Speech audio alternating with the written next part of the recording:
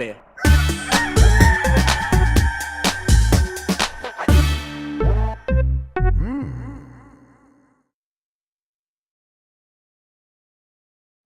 It's the internet. You're busy. Let's do this for May 30th, 2024. For the next hour or so, let me help you sort through the world of gaming on Game Mess Mornings Live with me, Jeff Grubb.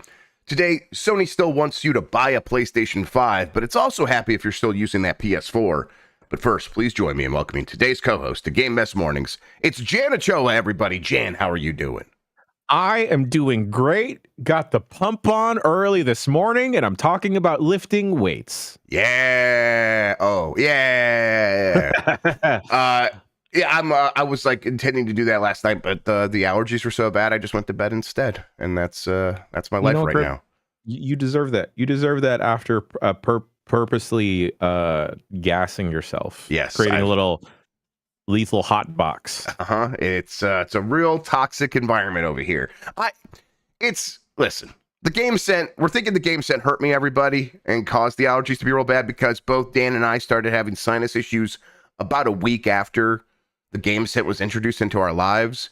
And listen, that's really strong correlation. I'm still not sold on the causation 100%, but it is unplugged. I'm not using it anymore. I will clean it up. I don't know. I feel like if it was really happening, it's like Steph's at home all day with me. She's completely unaffected. So, will say, yeah, both of you have stuck your faces directly above the game scent. That is true. Gotten a good whiff. That's true. One or several times. The proximity could be a factor. I'm not denying that, yes. Jan. I just don't want to feel this way anymore. That's my big thing. Then throw that thing in the trash or mail it to Mike Minotti. Yeah, I'm gonna have to mail it to Mike Minotti. That's what I'm gonna have to. I actually think the plan will be I'm gonna put it in a containment zone, like a black box, and in my shed, so it's out of the house. And then the next time I am invited to Dan Reichert's house, I will smuggle it in, hide it there, make sure I connect it. I'll reset it and everything, and I will remotely control it, and I will get my revenge. Now, does that make it worse knowing what it does to people? Absolutely, but I think it has to be done. I almost think we should sacrifice it at SGF. That's also a good idea. Yeah, we should Office Space that jazz. All right, listen, Office Spacing it does sound like a very cathartic experience, so maybe we'll do that as well. Staring at it, it's making me mad. All right, yeah, how you doing, Jan? How are you holding up this week? Shorter week here because we had Monday off, and that always it's nice to have the 3-day weekend, but it always discombobulates me for the rest of the work week. Same. And I'm quickly realizing we will be in LA this time next week. Yep. By this time next week, we'll just be there. At this time in the morning, I think I'll be landing actually. So, likewise. Oof. Okay. Yeah, that's not a lot of time to get ready for that, but it's going to be a good time. I'm starting to, getting little pre-briefs here and there for stuff that we're going to see. And some of the games I'm seeing, I'm so excited about, Jan. Not like, these aren't like, Jeff Grubb knows about some huge thing I've been waiting my entire life for. Like a lot of new stuff. But like a couple games, I'm like, I cannot wait to play that with the guys on the site. It's going to be so much fun. So yeah, I hope we come back from SGF with like 1 million of those. That would be great. The thing I'm most excited for is to see if Jeff Keighley has another amazing tote bag to give away to press. Oh, of course. Because let me tell you, that SGF tote bag from 2023 gets a lot of mileage in this household. That's what I always say about Keighley. That bitch knows how to tote. Yep. You see him in his kicks and like, that bitch be toting. He's bitch toting. All right, let's explain what we do here. Wait, how do I do this? There it is. Most weekdays, I, Jeff Grubb, will help piece your gaming life back together. That includes breaking news and maybe even some of our own original reporting. For all these topics, I'll get the input of a bona fide expert who will make me look smart. If you are watching live on Twitch, welcome. You can always listen to the show later on podcast feeds by searching for Game Mess Mornings or find the RSS on giantbomb.com. You can also catch the show later with chapters and timestamps on YouTube. Hello, YouTube. All right, we have a lot to get into, so let's start the morning mess with Sony hopes to entice PC players to buy PS5 by releasing tentpole games for the console first. I'm realizing Dan got to get on the steroids. I should see if I can get that for myself. I could really use those right now, I think. This is from Tom Ivan at VGC. Sony Interactive Entertainment has high hopes of enticing PC players to PS5 by continuing to release its tentpole single-player games for console first. While its live service games will definitely be released simultaneously for PS5 and PC, console players will continue to receive early access to Sony's narrative-driven titles. Herman Holst and Hideaki Nishino, who will be the new joint CEOs of SIE starting on June 1st, discussed the strategy during a PlayStation business briefing on Thursday. Basically Thursday, Japan time. By delaying the PC release of sequels like Marvel's Spider-Man 2 and God of War Ragnarok, Sony hopes to attract the users who have played the earlier games in those series off console to make the jump to PS5 in order to experience them sooner. Jan, this is like the strategy as we've understood it for quite some time. There's been some discussion about, does this have some wiggle room? Like, how are they going to go forward with things, especially after the success of Helldivers 2, which, as a reminder, fastest selling game this year. It's already sold 12 million copies. In fact, it's such a success that the PlayStation 5 version alone is the best selling game of the year, only behind the PC version of Helldivers 2 on its own. So it's like that much of a success. But in their opinion, they're like, okay, yeah, that's worth it for the live service games, the multiplayer games. We still want to have that gap between PlayStation 5 and PC. That still makes sense to me to a certain extent, although I feel like there is a wiggle room in their answer here as well, where it's like, hey, yeah, of course you're going to do that, but that doesn't mean the window can't get smaller, which is my expectation still. What do you think? When you were reading the story, it seemed a little bit odd because this feels like just their general approach to the single player tentpole games that I don't know how successful it's been in like that conversion rate of like a PC player that's re-entering the Sony atmosphere because of these previous PC ports, and that whetting their appetite enough to be like, oh, okay, for the next Horizon, for the next God of War, or whatever other Sony exclusive, I'm going to have to get that PS5 so I can go play that game. I don't see that conversion rate being that high, but if that window gets smaller, I don't think that'll necessarily incentivize PC players either to go out and grab a PS5. I think what may become a stronger possibility is a possible future where there is a portable Steam Deck-esque device, PSP device, that may not be able to play your PS5 games to like its highest potential, but like a scaled down version. Sure. Lower price point, and that could be the thing that gets more people through the door versus like, oh, I guess I can't go play The Last of Us Part 12. Right. So I'll go get it now. Because we haven't even seen that with folks wanting to check out Final Fantasy VII Rebirth even. Yes, correct. And I thought that would be a needle mover. Well, I think it's with that game, it's like the opposite, right? It's not just that people on PC aren't like going to get a PS5 to play Rebirth. People on PlayStation are waiting on Rebirth until it's like, I might wait until the whole series is out. At least that's one of the theories out there. It's like people are willing to wait for these games in a way that maybe they haven't been in the past, or maybe we weren't aware of. And I think what we're seeing is on PC, people are happy to wait. And I think that's kind of what we're going to continue to see. And so that's why I think the window gets smaller, right? Because it's like, it's not having the effect we necessarily believe it's going to have. It has some effect, some measurable impact on getting people to make sure they keep turning on their PS5s, which has a benefit to us, and then to maybe getting some people to buy a PS5. And in the meantime, there is that audience that we know is on PC that isn't going to get a PS5 almost no matter what. And we want to get to them sooner rather than later. And I think that sooner will be even sooner as we go forward. And even in our position, multiple times whenever I see a PS5 game get announced, I'll think, oh, that'll be cool to play on PC 6 months later. I do think that too. Yeah.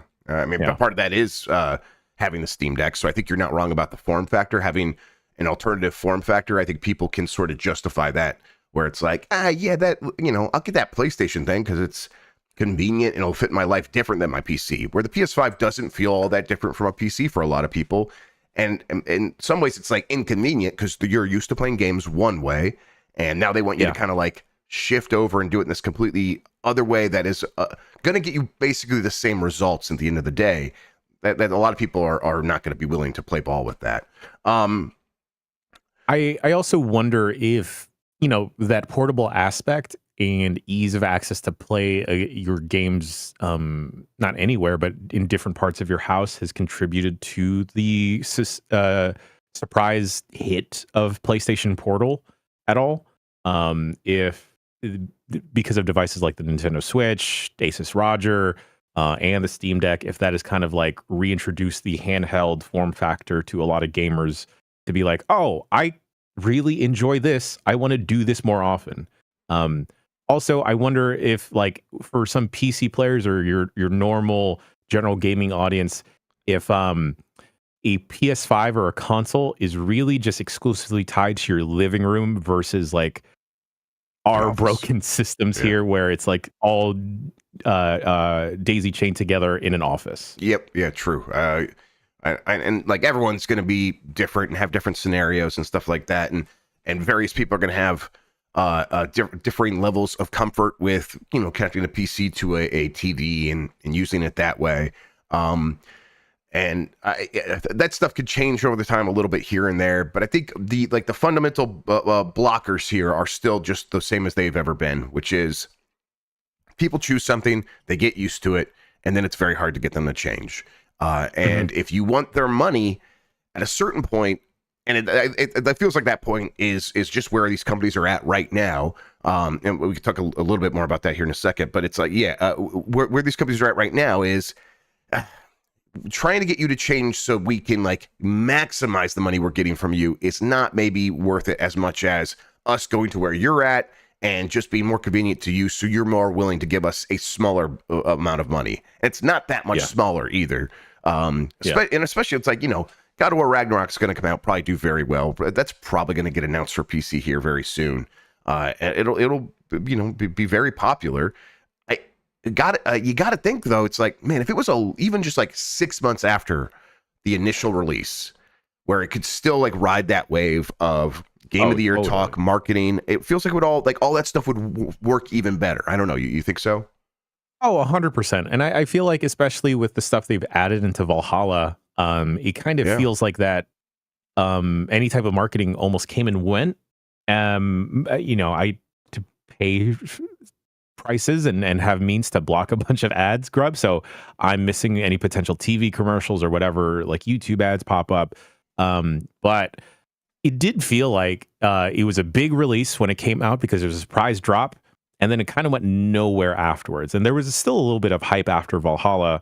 But I think if they had sustained that little bit of hype 3 months, maybe 6 months later, and released it for PC, it could have maintained like a steady climb versus it feeling like a definite dip in interest that we have now. It feels weird that I want them to just do day and date on PC also. Because it feels like they're not really competing with Microsoft in terms of consoles anymore. It's just now just software. And Jan, this is exactly the point I wanted to get to. So let's go to this next story here and we'll talk about that. Sony says PS4 remains an important part of our business with 50% of users. This is from Andy Robinson at VGC. Sony Interactive Entertainment has said its last gen PlayStation 4 console is still an important part of its business, nearly 4 years into its successor's lifespan. During Sony's business segment meeting on Wednesday, SIE's new co-CEOs shared an update on the PlayStation business and its strategies for the future. Hideaki Nishino, who will start his new role as CEO of SIE's platform business group this weekend, said that PS5 is PlayStation's most profitable generation to date, with operation income close to eclipsing all others combined, so very close to what Nintendo's done. However, he revealed that PlayStation 4 still makes up exactly half of its monthly active console users at 49 million. As you can see, the PlayStation 5 user base has continued to grow significantly, driving half of our monthly active consoles, Nishino said during a web call. While the PlayStation 4 is still an important part of our business, our PlayStation 5 players are even more engaged than in our previous generation, and we expect these trends to continue. Jan, they're not competing with Microsoft anymore. They're competing with themselves. Oh. They're competing with entropy and sort of people coasting and momentum, where it's like, hey, we just want to keep using our PS4 because it does everything we want. This is where I watch Netflix. This is where I watch Amazon Prime Video. And then when I want to play a game, it's already on because I was just watching Netflix. So I'm just going to get the game here, and that game is probably going to run just fine, in my opinion, as someone who's maybe a little bit more casual. I believe him when he says the people on PS5 are more engaged. Of course, the people who would move on would be the ones who are the most dedicated to gaming and want to make sure they're getting the most out of it. Absolutely. It is strange to me to a point to see that thing about, okay, hey, the PS5 generation has made almost more profit than all of our generations combined before. And yet, at the same time, there is still this sense from PlayStation that there is some concern about the future. About like, hey, yeah, the PS5 sales are going to start trending downward, and we're going to have to start making more money by making some changes. But when you like look at it once again from like the way investors look at it, which is unfortunately what's going to fuel this entire thing, it is they look at like, okay, what's it going to do 3, 4, or 5 years from now? That growth needs to be obvious to us, or else we're going to freak out and pull our investment and go invest somewhere else. And it's like this business is so successful for Sony. It has done, they've done everything right, and yet it's still not enough, which I think brings us back to the conversation we've been having for the last couple of months, Jan. It just feels like these big corporations are in a place where they aren't the ideal like delivery mechanism for cool, new, interesting games. Yeah, I 100% agree with that thought, because I will more often than not lately, my appetite skews towards like indie experiences, indie games, just because it is offering something radically different than what we've been force-fed or presented from these big consoles. And it's I think part of the problem is the continued support for PS4, because they don't want to alienate that audience. Initial supply constraints and how hard it was to get a PS5 when it launched, and also the habits that gamers have formed, in that a PS4 is completely fine to do everything that they go to that console for. You can still play Call of Duty, you can still play Fortnite or FIFA or Madden, and like the demands of those games haven't been challenging, where it's going to like eventually create a bottleneck where that PS4, it feels like it's chugging on its last life. And at the same time, like if you get a PS5, you're either have forgotten about it or you're trying to get everything out of it at this point. And I think it's become a problem of the industry as a whole, that Sony is just not satisfied with where they're currently at. But also, I don't immediately see a solution to convert those PS4 players either, because as you said, habits have formed. It's not just the Call of Duty machine. It's not just the Fortnite machine. Folks go there as their Blu-ray player even, or as their streaming box, versus going, getting like an Apple TV or whatever. If they go to their PS4 just for Netflix or Hulu or whatever, that habit has formed for a lot of folks. I've been at several Airbnbs, Grubb, where their media player is just a PS4. Yeah.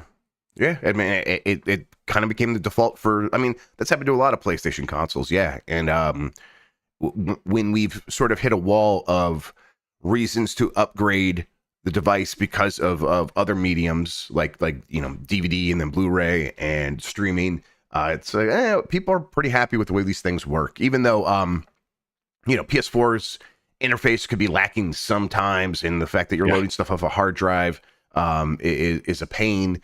But people are like, yeah, I'm used to it. It works. And spending money is actually a much bigger pain.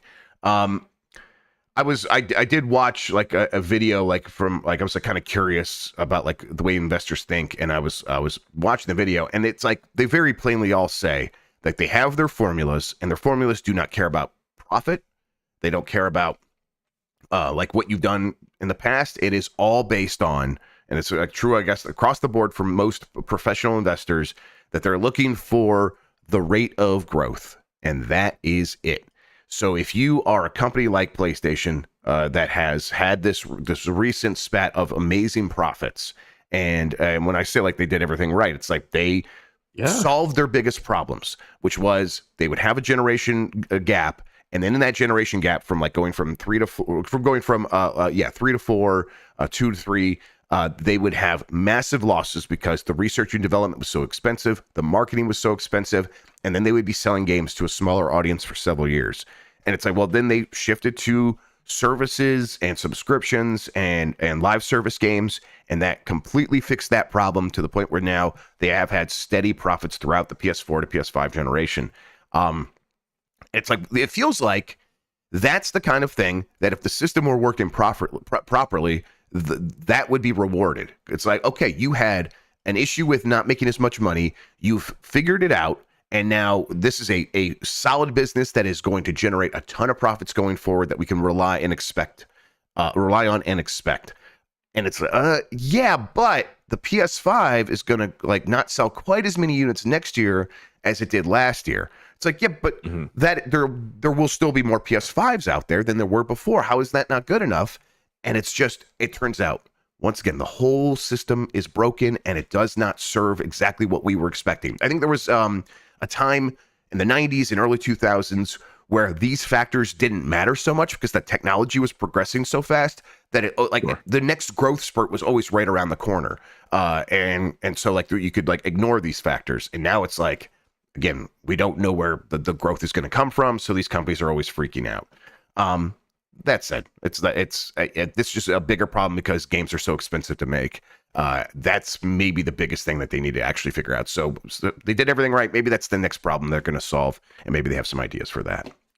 Yeah, hearing about that, Grubb, definitely puts into context as to why Sony had put out that future of PlayStation trailer that we chatted about last week, where none of the stuff seemed like reasonable or like anything to expect in the near future. Real. It's like, hey, investors, what if we played games everywhere? Yep. Instead of realizing the reality that we do play games everywhere.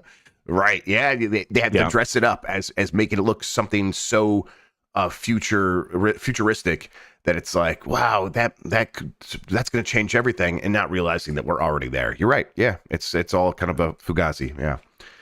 All right, let's move on to this next story. PlayStation boss very excited about upcoming mobile games. This is from Tom Ivan at VGC. Sony Interactive Entertainment has provided an update on the status of its mobile game division. Over the past few years, the company has successfully expanded its business to incorporate PC games, but its ambition to do likewise on mobile has yet to bear fruit in terms of actual product releases.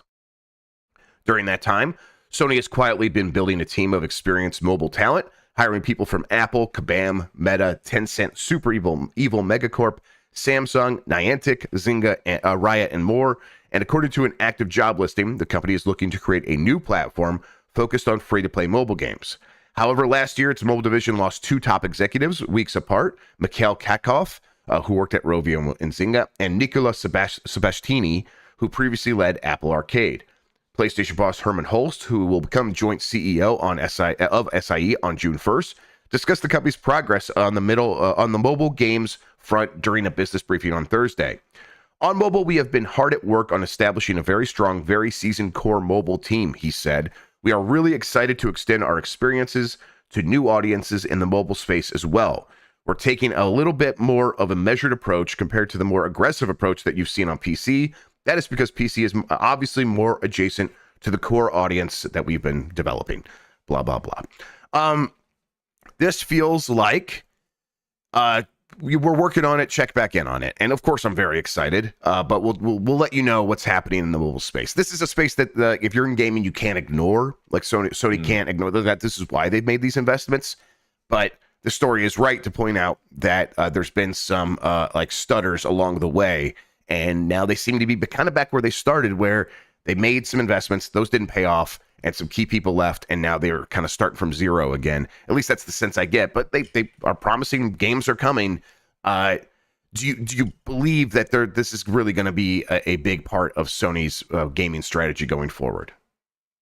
I see it probably being a more focused and sustained effort than Apple Arcade, where Apple Arcade is kind of silently still growing and happening. There are interesting titles popping out on there, maybe not all the time anymore, but every other week, every other month.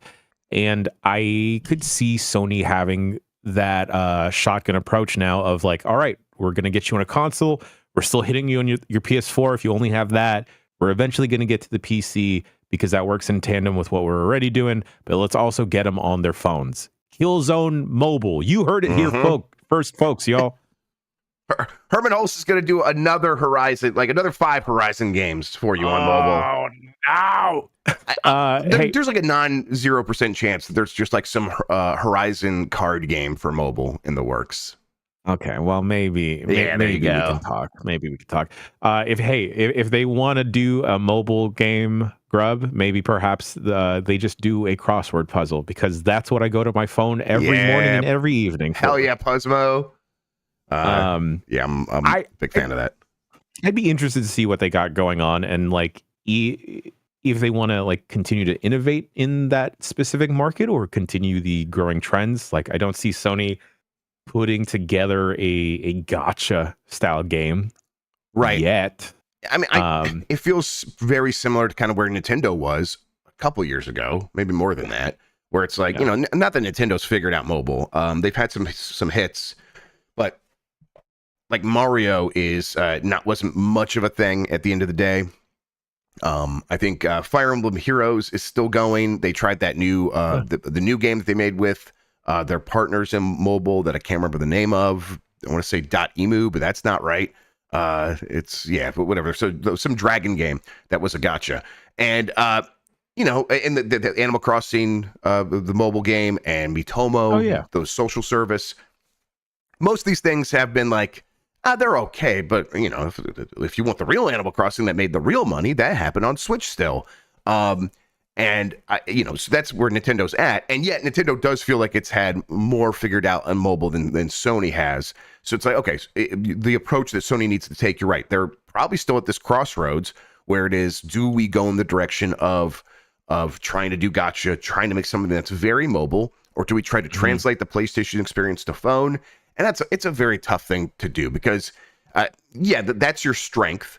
But at the same time, gacha is the thing that people, or gacha like ideas, mobile gaming like ideas is what people expect and what works well in that business model. But it's not like that is some cheat code either, because you're still going to probably hit a wall of, there are other games people are already playing, and yours isn't that much better than theirs. And honestly, you don't have the institutional knowledge to be able to use the dark patterns and manipulate people on mobile phone to get the most out of them anyhow. So you're probably going to hit that wall just as well if you were to try to make a game like they do. So yeah, I don't think that Sony's going to have an easy road to hoe here, but I get why they have to try. And this is something they need to be telling investors, because this is an area where if they do get something, it is a space where they can grow that they haven't had any growth before. So it's fertile ground at the very least.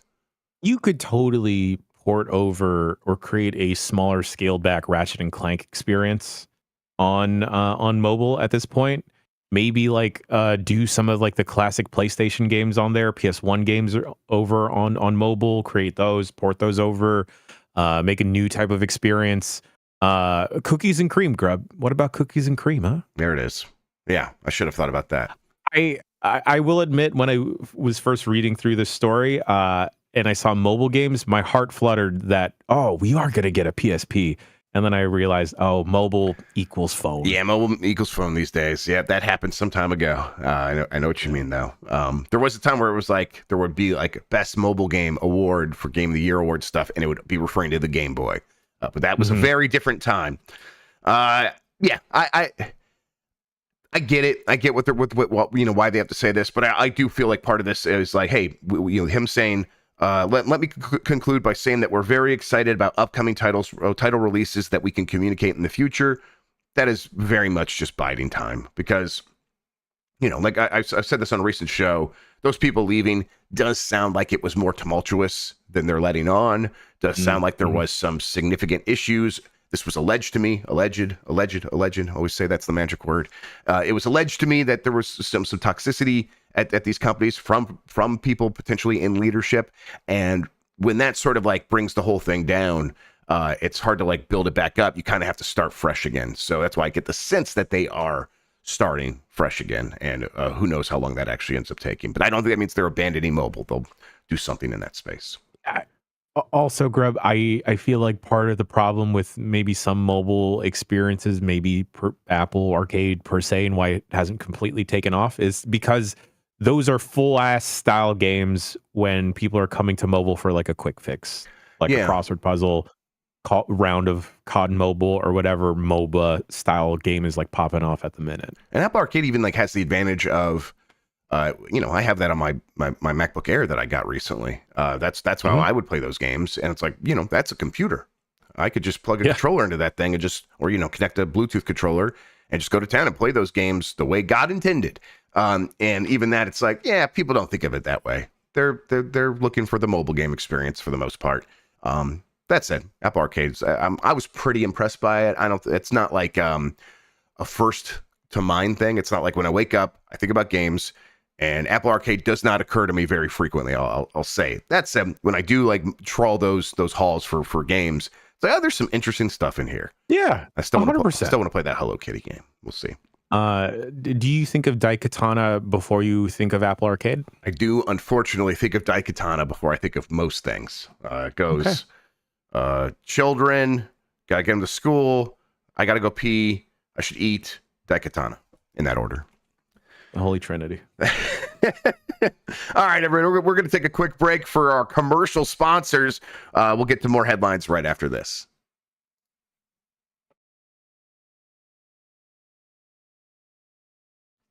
Let's get back into it with Hollywood news. There's a Minecraft TV show coming to Netflix. This is from Eddie McHugh at GameSpot.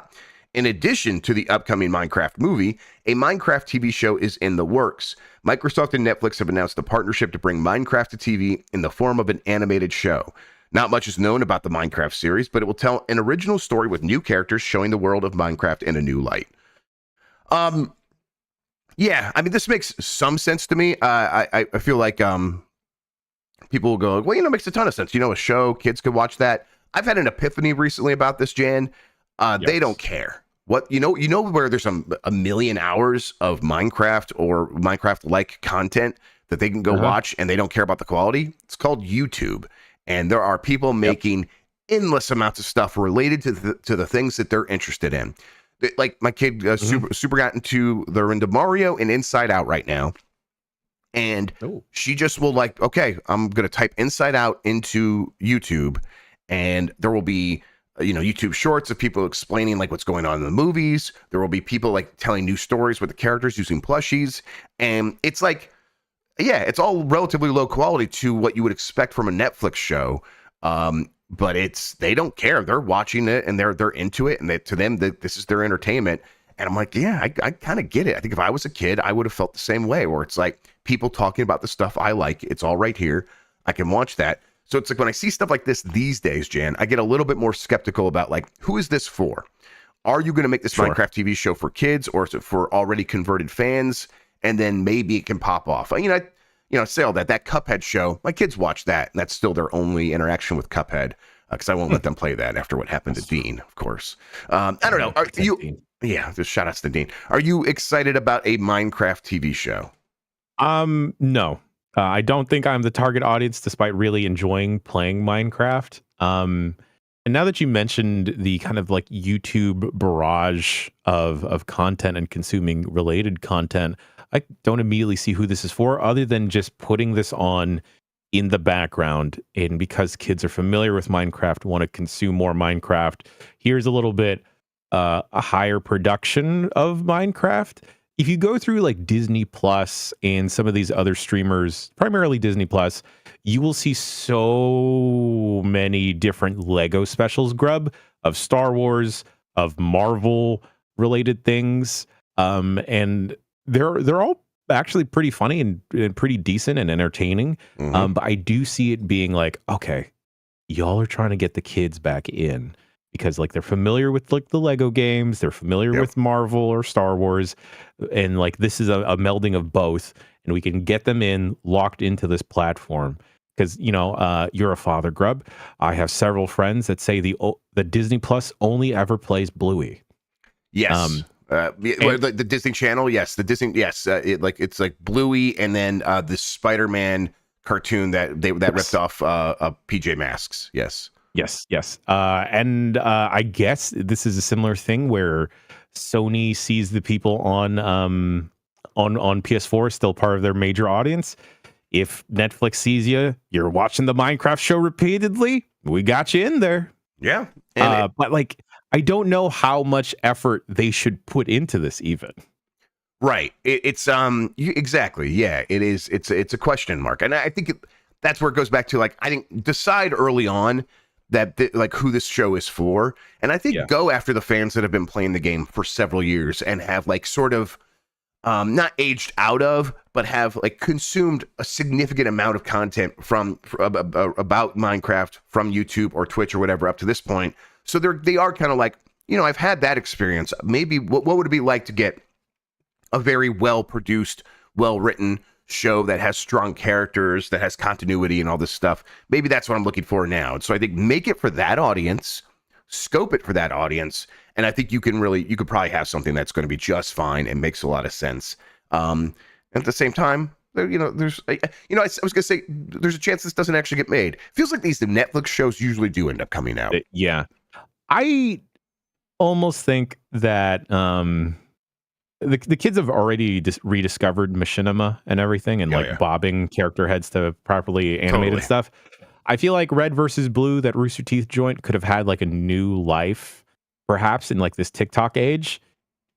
I almost feel like, Grubb, here's what we do. We make our own Minecraft show on TikTok. Yeah. And that's how we just blow up there. And then just imagine like, oh, hey, it's me, Mr. Creeper. And look at this new, check out my TikTok shop for this tripod. The kids will buy anything from Mr. Creeper. That's what I found. Yeah. Oh my God. Okay, Grubb. We're going to delete this part of the podcast. Okay. Yep. Trademark. Yep, absolutely. Yep. Nikki got the those lav mics that I influenced people on. And they canceled their order and they still sent it anyhow. So it's a deal right there. I hope I didn't put them on blast. I don't think TikTok is listening. I think we're going to be okay. All right. Let's stick with the Hollywood news. Universal Pictures is making a Just Cause movie. This is from Jonas Mackey at Game Reactor. Where movie adaptations of video games used to be something we often scoffed at because of their poor quality, the situation today is completely different.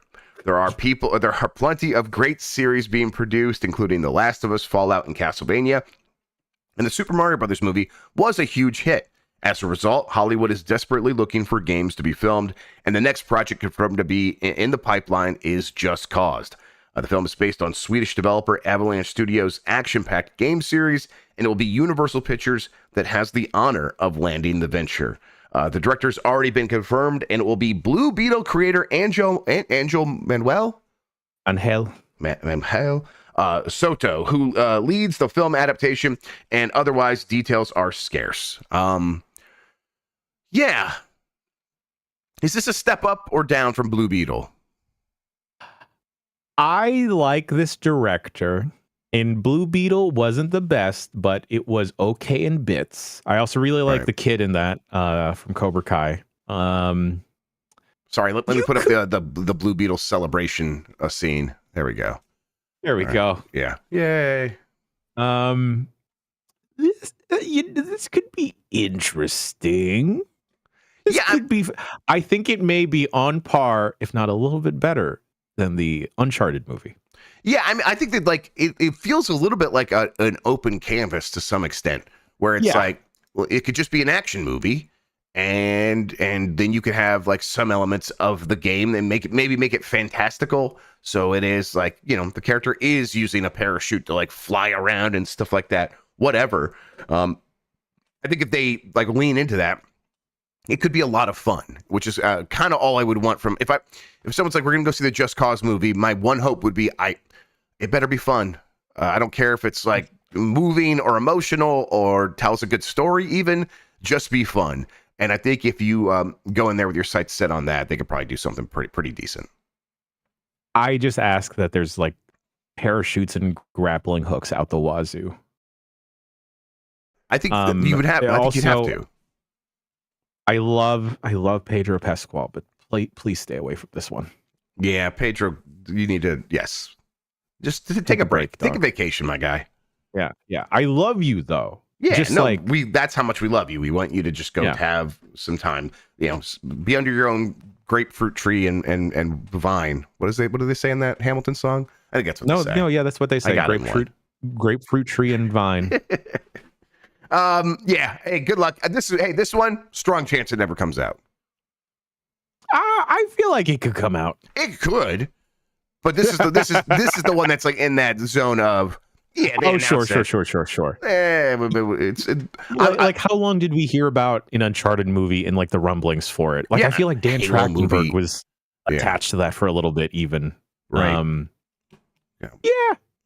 We'll see. Also at the same time, Grubb, I feel like there's such an appetite for like video game related movies, and that being like we're in a new heyday of that being some type of, maybe not cash cow, but hype generator. This could happen, and especially if it's like a mindless action flick.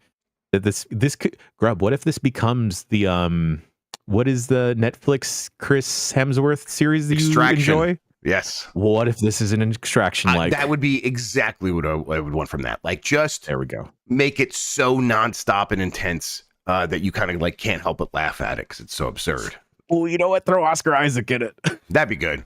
That's good. Yeah. He could be the two most iconic video game characters, because apparently he was going to be casted as a Solid Snake, and also Just Cosman, which I think is the character's name. Rico Just Cosman. There we go. That's gotta be it. You know what? Just make it Andy Samberg. Yeah, okay, I'm down now. Just Cause feels like in a different era would have been the kind of game that UV Bowl would have got his hands on and made a movie about. It really feels that way. Oh no! Don't say that, Griff. That's just that. Hey, listen, we've escaped his clutches. I think we're safe. Rip, right? Did he die? I don't know. Is UV Bowl dead? He's not dead. Okay, all right. Shrew. Why? I don't care. You know what? Dead or alive? I don't care. Sorry, UV Bowl. Baldur's Gate 3 CEO blames COVID for turning Forgotten Realms into a quote horny place. This is from Rachel Fidus at DualShockers. Baldur's Gate 3 is jam-packed full of exciting adventures, a diverse ragtag group of misfit heroes, and hours of turn-based combat that keeps D&D fans firmly glued to their seats. Even though that's usually enough to keep players happy for days on end, and prolonged episodes of touching any grass, there is one key element in Baldur's Gate 3 that draws a different crowd, and that's, of course, its rampant horniness. Whether you want to romance Karlach, Astarion, or Shadowheart, that's completely up to you, but Larian Studios director has an idea about why Baldur's Gate 3's Forgotten Realms is such a frisky game, and he thinks it's all down to COVID. In an interview with Game Pressure, which sounds like a horny website, I'm going to be honest. Okay. The developers from Larian Studios, as well as its CEO, Sven Vink, popped in for a chat about Baldur's Gate 3, where everything from Monty Python, the difficulties from Lockdown, to Baldur's Gate 3's script, and how it kept its identity was discussed. In between all of these important topics, the question naturally arose about the game's raunchiness and why the team thought it became one of the horniest games around. COVID, replied Vinke, maybe semi-jokingly, but he probably does have a point here. As we all know, throughout the lockdown period, many people were unable to be with family and friends, losing out on vital human connections. And for many of us, being homebound meant powering up our PCs or consoles. In the period since, many players still seek out that bond. Vinke echoes this by saying that he believes that people get so engaged in companionship and that it's a testament to the work of the team that's been doing it. They want to romance them. I get what they're going for here, Jan. I think this is just the human condition. This is just human nature. That desire for companionship is just, it goes back a long way before COVID. And I think this game is just good at expressing that. That's all. 100%. I don't think this game is horny because of COVID. I think it was always destined to be horny. Right. It's fate from the very beginning of time. Mass Effect was never influenced by anything, right? I've seen the internet. There's a lot of stuff about Mass Effect on there. Hey, let me tell you some popular searches on a certain website. Overwatch is at the top of those all the time. That's right. It is not related to any global disease. No. Yeah, I think it's just the human condition, Grubb. Also, I guess if anything, what COVID plays into that is the feeling of isolation. So when you are embarking on a game where the relationships are super duper important, and like you have very well written characters, people are definitely going to flock to that and put more weight onto that. But I see similar things happening with like Persona games, even Final Fantasy VII Rebirth, where people were like flocking to, well, people are flocking to Tifa for various reasons, but those various party members as well. Yeah. And you know, similar experiences to how I felt about Infinite Wealth, where it's like, oh, I love this cast of dumbasses. Right. I identify with them. Yeah, I think that's right. It's like COVID maybe amplified things or made people like realize how important the like having a safe place to play around with those emotions is. And this game definitely provides that, and then probably capitalized on it to a certain extent. Yeah. And I wonder, because of like how it was framed as a AAA title, because like, you know, these experiences where like people do explore different varieties of like the human experience and human emotions exists so well in the indie space. If folks that don't necessarily have the means to check out that those types of indie games, because visibility is very, very difficult for that. If Baldur's Gate 3 was like, type of deal, and also tapping into the Mike Minotti mentality of I can fix her. Exactly. Yes, 100%.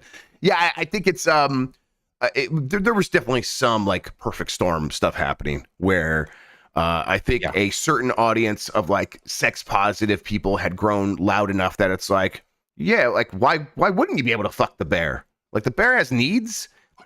And then the game was like, I have needs. Yeah, exactly, and it's bears. And there's like this game had a blaring sign before it came out of "You can fuck the bear," and everyone's like, one, that's funny, and two, that like is indicative, I think, of an emphasis on indicative. There you go, everybody. The emphasis is like, hey, you have a possibility space to do what you want in this game, and we're going to accommodate that.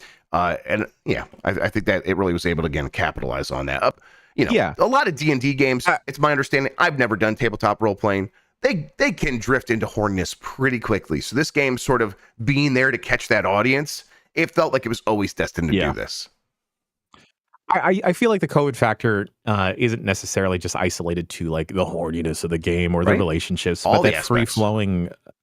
Oh yeah, exactly. The free flowing ability to make numerous decisions and play the game how you want, especially after like, you know, being regimented for most people to live a certain way because of living through the pandemic. So, you know, a lot of these folks will be like, you know what, I will do whatever I want. I will seek a romantic relationship with this bear and immediately get mauled by that bear instead. Exactly.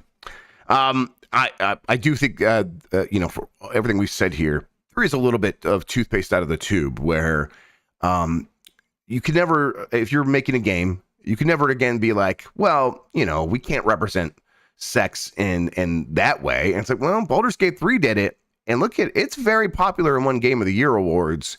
So I think going forward, the industry will kind of be changed to a certain extent. That doesn't mean like every game's going to try to do what Baldur's Gate 3 did. I think most companies will be way too afraid. Nor should they. Yes, of course. Yeah. But I do think it will open up the opportunity for more games to have a more mature approach to these things going forward, and that's something to be proud of, I think.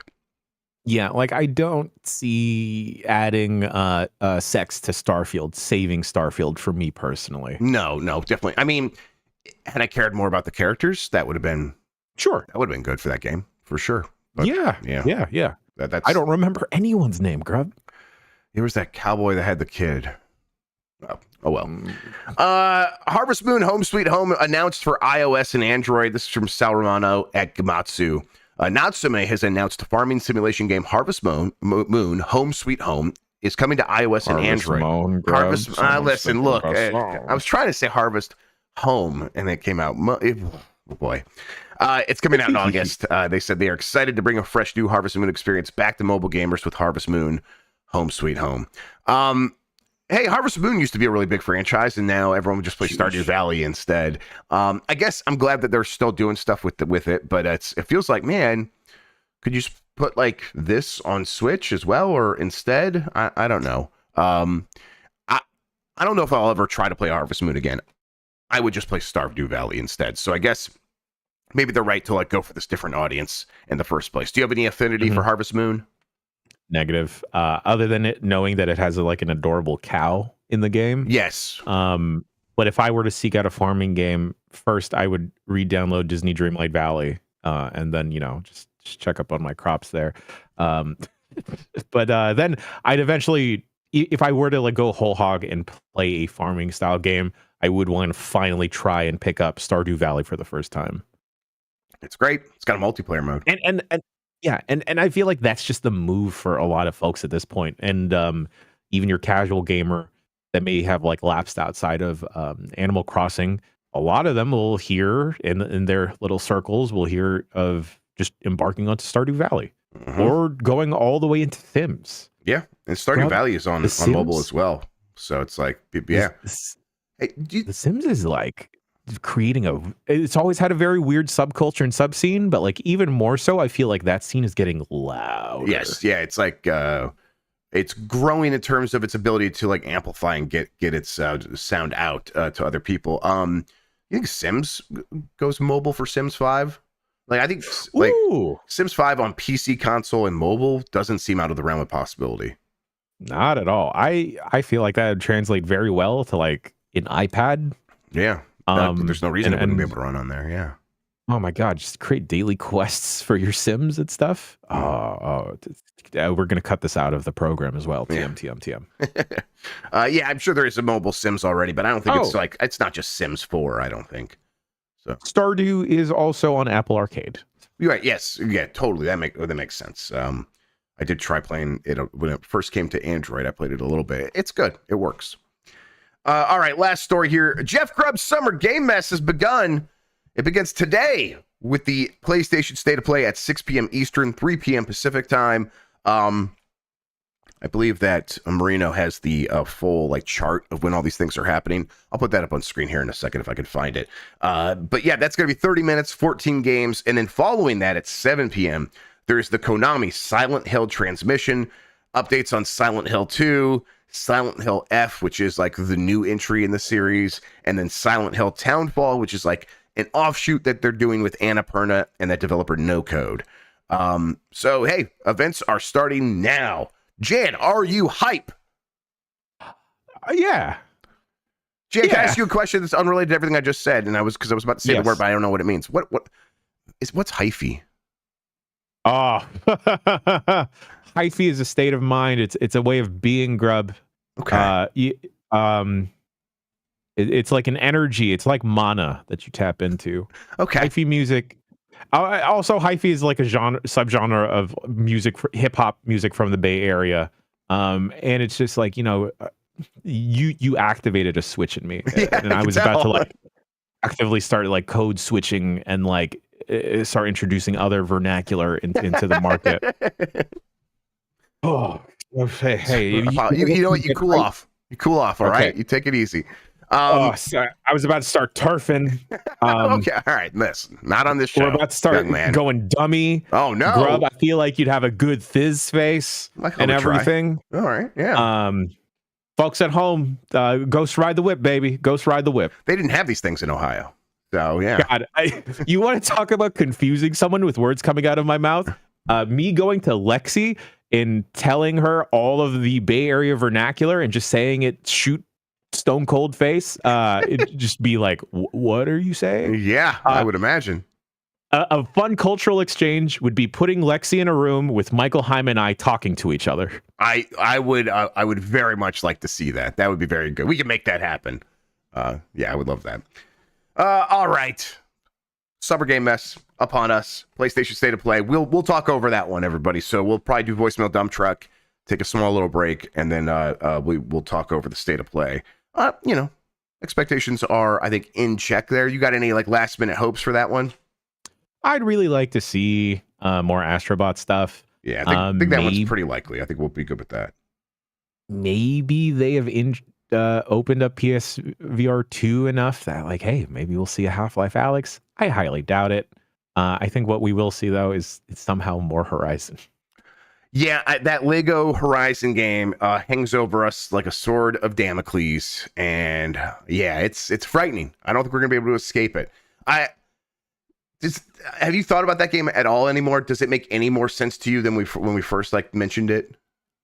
Lego Horizon. Lego Horizon, yeah. I think it, like they have a couple of at least one Lego set, and I feel like because of the look of the robotic dinosaurs and other animals, that could be fun in a Lego environment.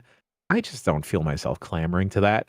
I kind of feel like how people felt when Green Day Rock Band came out, of like, oh, cool, you got a rock band of this one? Mm-hmm. All right.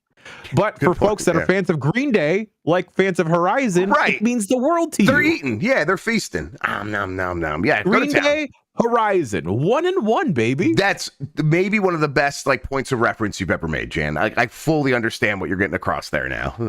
Yeah, same thing. Horizon is the Green Day of video games. All right, here's the chart, everybody. If you have your time zone, if you're in New Delhi, for example, the state of play is going to start at 3:30 a.m. Time zones that have the half an hour thing, messed up. That's so weird. Ugh. Don't do that. I know you got big countries, but weird. All right. Now I'm getting yelled at. No, it is not the Green Day of video games. I disagree. All right. Let's get the poll question up. That's right here. I'm going to hit that. We'll refresh to see what the results are. Are you excited about the PlayStation State of Play? 50% said yes. 50% said no after 3,000 votes. Wow. People don't trust State of Plays anymore, Jan.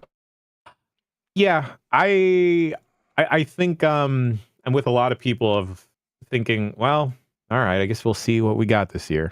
I'm always ready to be surprised, and I'm always ready to be wrong, but I just don't feel a lot of excitement. Yeah, it's like, I think I know what State of Plays are at this point, and we've talked about this on the show before, when like we would have the State of Play come, and then we'd have the roundup, and people were disappointed. We'd always point out that these things feel like contractual obligations, almost certainly because that's what they are, where Sony gets these co-marketing deals, and part of the like, hey, we're going to give you so much money worth of marketing.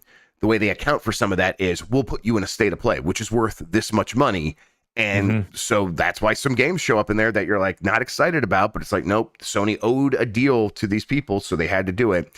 And the whole thing ends up feeling like an obligation, which kind of takes the air out of it a little bit. Yeah. I don't think Nintendo does the directs that way, which is maybe why they feel different. Oh, 100%. Hard agree, Grubb. What do you think are the odds that we see some type of MiHoYo game in this? Right, not zero. Honestly, Zenless Zone Zero, is that the next one? Yeah. That's on the horizon. Honestly, probably going to be there. And when does Horizon make a lot of money, so why wouldn't? No, totally, 100%. And like they shelling out the money to show up in a State of Play is chump change in terms of like what they're making on a daily. Right, and those games are so big. Maybe they don't even have to pay. I don't know. Honestly, I'm not sure. So it's hard to tell. One of my best buddies, his PS4, because he hasn't upgraded yet. That's just his Genshin machine now. Oh, really? Yeah. I still never played Genshin. July 4th is when Zenless Zone Zero launches. I'm going to celebrate this nation the way the founding fathers intended, with waifus. I'm just assuming there's waifus in this game. I think that's a safe assumption to make. I think it's a safe assumption as well, if it is a MiHoYo joint. All right. We got a new poll question. We'll get to that in a second. In the meantime, Jan, what do we have happening on this dang darn website? We have voicemail dump truck popping off later today, and then after that, we will be talking over the State of Play. I believe it will be yourself, Bacalar, Dan, and me. Maybe we'll have some other hooligans in there tomorrow. Another episode of Game Mess Mornings, as well as UPF. Maybe just be a good old grab bag of things, and yeah, and we're folks. We are so close to the finish line for SGF until we actually start that race. BCR, it's planned, but again, folks, the card is subject to change. Yeah, we are. We're at the whims and mercies of fate and time and meetings, mostly meetings. Yes, there's a lot to figure out still. So yes. Poor Bacalar working on East Coast time with a lot of West Coasters. I feel so bad for Bacalar. Everyone give a shout out to Jerf next time you see him on something, because the man is working tirelessly, just like this Jeff as well. Round the clock. We're gonna make it happen though, everybody. We'll let you know about BCR and all that stuff. In the meantime, here is a poll question: how often do you turn on your PS4 for any reason? Daily, weekly, monthly, or I do not use my PS4 anymore. It's actually, I stopped using my PS4. Yeah, that works. That poll question will be up on the community tab on youtube.com/@GiantBomb.